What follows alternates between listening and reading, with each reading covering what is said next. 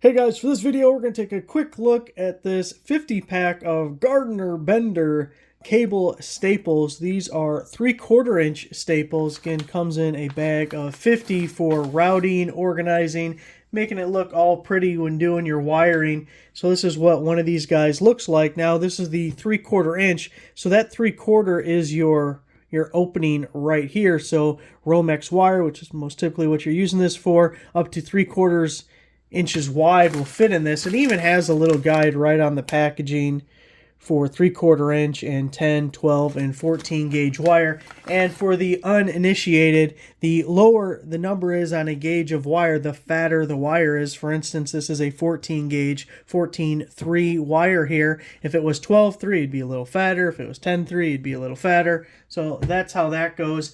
And one thing nice about these plastic ones is, one, they're still very sturdy. You're not going to really mess up this plastic. You'd have to work hard to do that. But the plastic is not conductive. It can't conduct electricity. Now, maybe an old school method, you could use a guy like this, but then you got the metal bar across, and a couple of things. One, this metal is slightly, still unlikely, but more likely to damage your wire there, where the plastic definitely won't. Also, if you were to nick a wire or something, this being all metal could be bad news.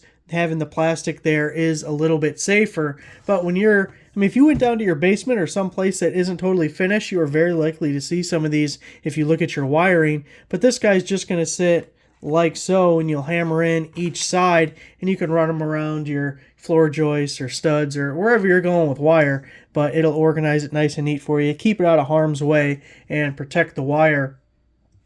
And you can see this one, there's a little extra. Probably should go with a 1/2 inch staple for the 14-3 here, but this is not going to hurt anything at all. Just make sure when you're putting it in, you don't, whoa, almost put those right off the bench.